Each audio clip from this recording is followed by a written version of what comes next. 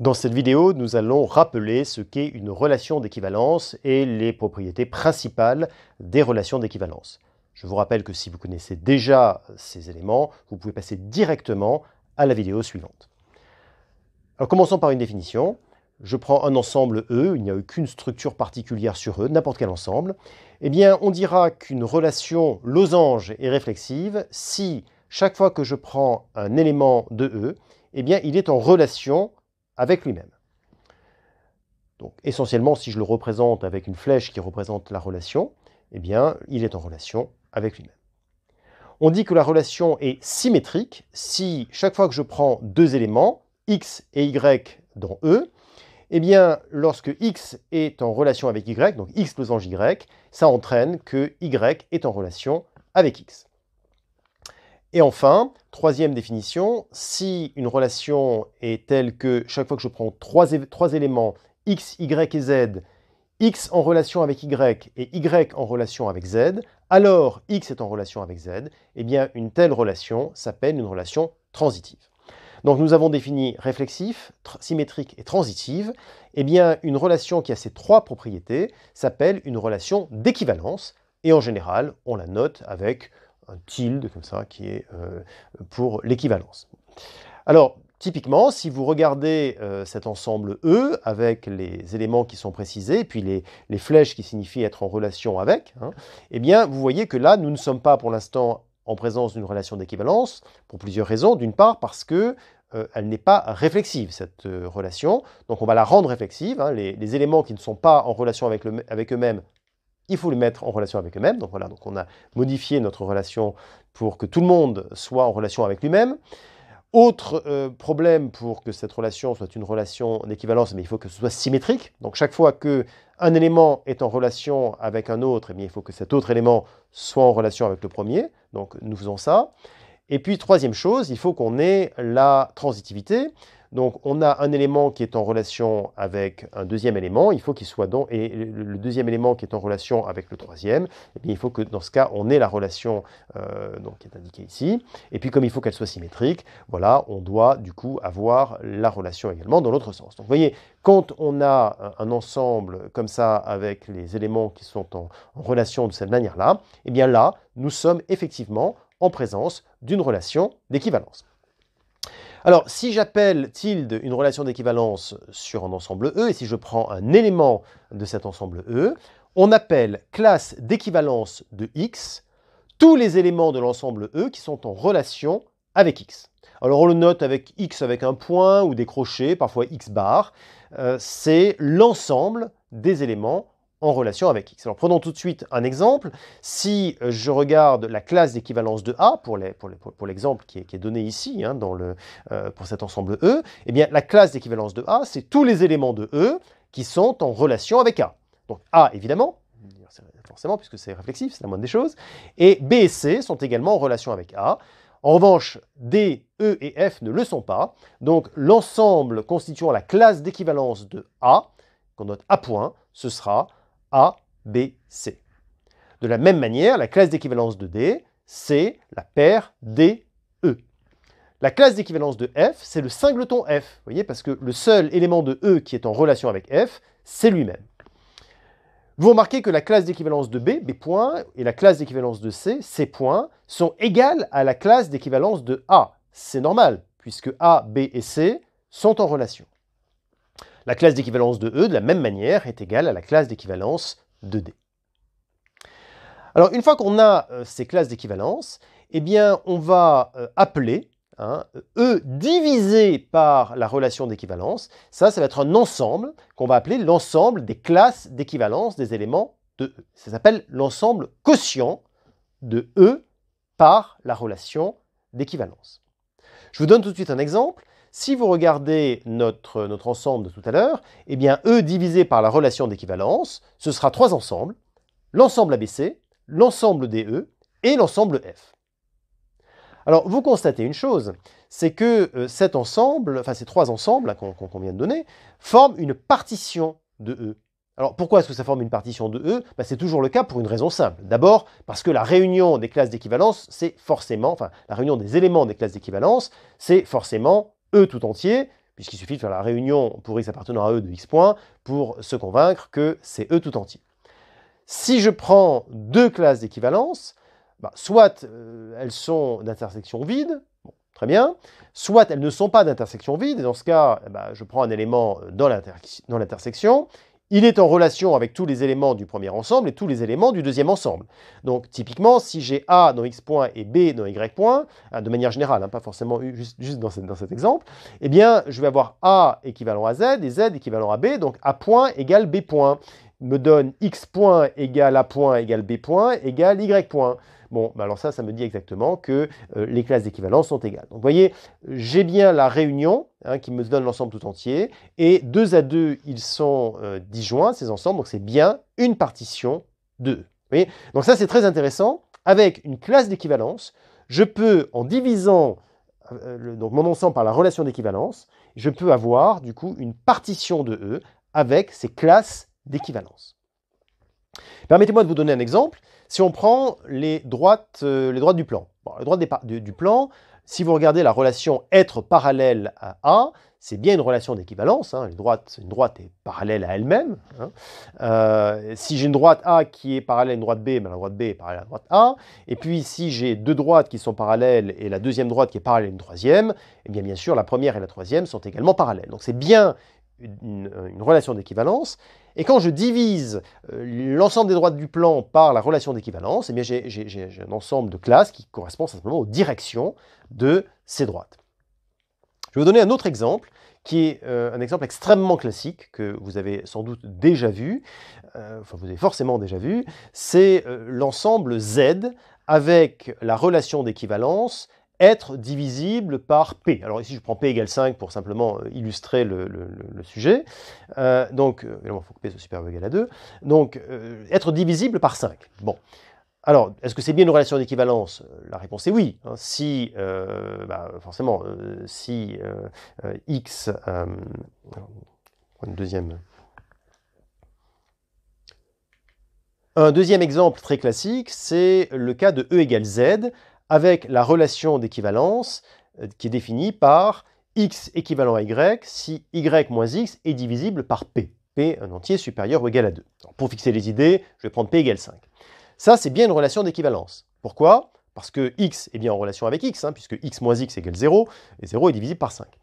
Est-ce que x en relation avec y entraîne y en relation avec x? Forcément, puisque si x moins y est divisible par 5, donc est égal à 5k, eh bien, y moins x est égal à moins 5k. Donc forcément, si x est en relation avec y est en relation avec x. Et enfin, si x est en relation avec y et que y est en relation avec z, eh bien, vous constatez que z moins x, ce sera z moins y plus y moins x. Si le reste de la division par 5 de z moins y égale 0 et que le reste de la division par 5 de y moins x égale 0, forcément, le reste de la division par 5 de z moins x, ce sera aussi égal à 0. Donc z sera en relation avec x. Donc c'est bien une relation d'équivalence. Cette relation d'équivalence va me permettre donc de diviser l'ensemble z par cette relation. Et ça se note souvent z sur 5z. Et z sur 5z, il a 5 éléments. Alors, le premier élément, c'est 0 point, c'est-à-dire tous les nombres qui sont multiples de 5. Le deuxième élément de z sur 5z, c'est tous les éléments de z dont le reste de la division par 5 est 1. Puis on a 2 points, 3 points, 4 points, et bien sûr 5 points égale 0 points. Alors on écrira par exemple 3 points égale 8 points. C'est effectivement la même classe d'équivalence, puisque 3 et 8 sont finalement des représentants différents, mais de la même classe d'équivalence dans z sur 5z. Alors on écrira même parfois, c'est un abus, que 3 est égal à 8 dans z sur 5z. Ce qu'on devrait écrire, c'est 3 points égale 8 points. On parle de classe d'équivalence et pas des éléments eux-mêmes. C'est un abus. Vous allez voir que nous ne sommes pas au bout des abus, puisque nous allons faire ça de manière extrêmement régulière pour les fonctions. Tout à l'heure, on va définir des classes de fonctions, et assez rapidement, on oubliera de mettre le point sur les classes d'équivalence, donc il va falloir s'y faire. Je vais justement vous donner un exemple qui va dans ce sens, voire même l'exemple dont on est en train de parler. Si je prends l'ensemble LP, pour P appartenant à 1 plus l'infini fermé, donc j'autorise à prendre l'ensemble L infini, eh bien je vais définir la relation d'équivalence par f est équivalent à g si f et g sont égaux presque partout. Alors ça, c'est bien une relation d'équivalence, hein. F est bien égal à f presque partout, même partout d'ailleurs. Ensuite, si f est équivalent à g, ça veut dire que f est égal à g presque partout, donc g est bien égal à f presque partout. Et si f est égal à g presque partout, et que, donc si f est équivalent à g, donc f égale g presque partout, et que g est équivalent à h, donc g égale h presque partout, bon, vous n'aurez pas de mal à montrer que f moins h, qui est la somme de deux différences qui sont nulles presque partout, est nulle presque partout, donc f est équivalent à h. Bon, alors maintenant qu'on a dit ça, je voudrais vous donner un exemple, hein, c'est la fonction indicatrice de q. Vous savez, la fonction qui vaut 1 si x est dans q, et 0 si x n'appartient pas à q. Hein. Donc cette fonction-là, un q, eh bien, elle est bien équivalente à 0, puisque elle est nulle presque partout. Je vous rappelle que quand on est nul sur un ensemble dénombrable, en tout cas pour la mesure de Lebesgue, forcément on est nul, enfin au sens de la classe d'équivalence. Donc on va avoir effectivement un q qui est équivalent à 0, donc ils seront dans la même classe d'équivalence. Deuxième exemple, vous prenez x donne x carré, vous voyez, parabole, et vous prenez la fonction qui a x donne x carré, sauf en un point, au point 0, au lieu de valoir 0, on lui met le point 1. On lui donne la valeur 1. Bon. Ces deux fonctions sont bien équivalentes. Pourquoi? Parce qu'elles sont égales, sauf en un point, hein, point au singleton 0, et le singleton 0 est de mesure nulle. Donc, ça veut dire que ces deux fonctions ne sont pas égales, mais comme elles sont égales presque partout, leurs classes d'équivalence seront égales, les fonctions sont effectivement équivalentes. Notez au passage que x donne x2 n'est pas équivalent à x donne x2 plus 1. Hein, puisque là, la différence, elle n'est pas de mesure nulle. Hein, on n'a pas du tout d'équivalence. Hein. Si vous faites x carré moins x carré plus 1, vous voyez bien que c'est moins 1, qui n'est pas égal à 0 presque partout.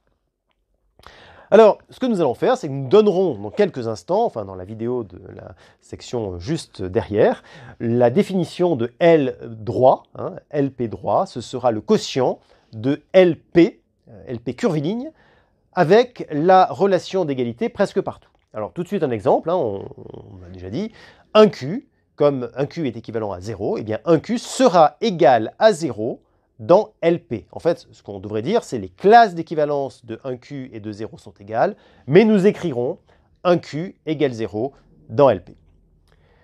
Je vais vous donner maintenant une définition qui est la définition de la compatibilité d'une relation d'équivalence avec une fonction. Alors, je prends une fonction qui va de E dans E et une relation d'équivalence sur E.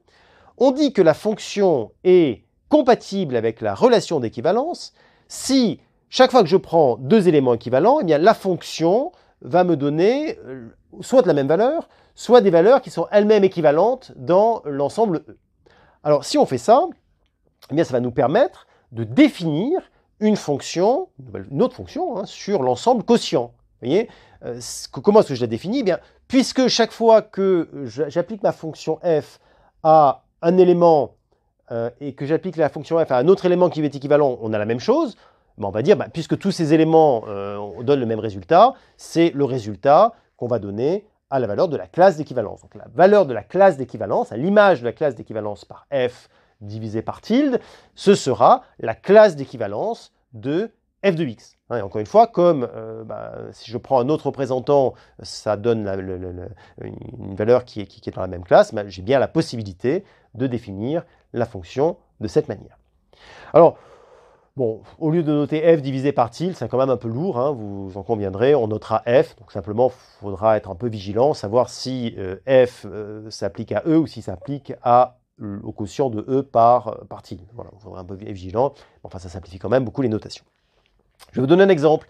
Dans z sur 5z, l'application qui à x donne x carré est bien compatible avec la relation d'équivalence. Alors pourquoi? Vous voyez, si vous prenez un nombre, 5k plus p, hein, donc p ce sera le reste de la division par 5, Quand vous l'élevez au carré, ça fait 5k fois 5k plus 2p, donc ça, quand on module 5, ça fait 0, plus p carré. Vous voyez, donc, ce qui va se passer, c'est que, du coup, ce qui va apparaître, c'est que je prenne la classe d'équivalence de 3 ou la classe d'équivalence, enfin la classe d'équivalence du carré de 3 ou la classe d'équivalence du carré de moins 2, eh bien, ce sera pareil. Voilà. Donc, du coup, je vais pouvoir définir l'application x donne x2 dans z sur 5z. En revanche, je ne pourrai pas le faire pour la fonction pi, qui est la fonction de compte des nombres premiers. Vous voyez, si je prends, par exemple, pi de 5, pi de 5, c'est 3. Combien y a-t-il de nombres premiers avant 5 ? Il y a 2, il y a 3, il y a 5. Donc 3. Combien y a-t-il de nombres premiers avant 10 ? Il y a 2, il y a 3, il y a 5, il y a 7, et puis c'est tout. Donc il y en a 4. Bon. Donc, pi de 5 égale 3, pi de 10 égale 4. Pour autant, on est dans la situation où 5 et 10 sont dans la même classe d'équivalence, mais ils n'ont pas la même image par cette fonction-là. Donc cette fonction-là n'est pas une relation, n'est pas une fonction qui est compatible avec la relation d'équivalence. Alors, de la même manière, je vais pouvoir définir la compatibilité avec une loi interne. Si E est un ensemble muni d'une loi interne, pensez par exemple à l'addition, à la multiplication ou à autre chose, vous pouvez prendre une loi interne que vous voulez sur E, pour que ce soit une loi interne, eh bien, la compatibilité avec la loi interne dit la chose suivante, c'est que si j'ai x1 qui est équivalent à x2, et si j'ai y1 qui est équivalent à y2, alors, eh bien, pour avoir la compatibilité, il faut que x1 étoile y1 soit équivalent à x2 étoile y2. Bon.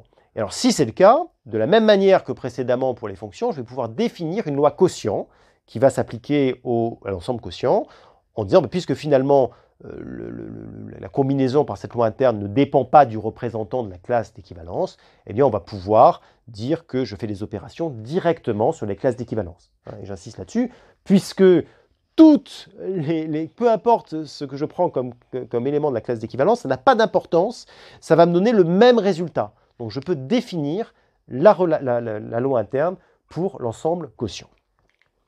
Là encore, en général pas noter étoile divisé par tilde, c'est un petit peu lourd, donc on va noter simplement étoile. Permettez-moi de vous donner un exemple. Si je prends z sur 5z, eh bien vous pouvez vérifier que la multiplication est bien compatible avec la relation d'équivalence.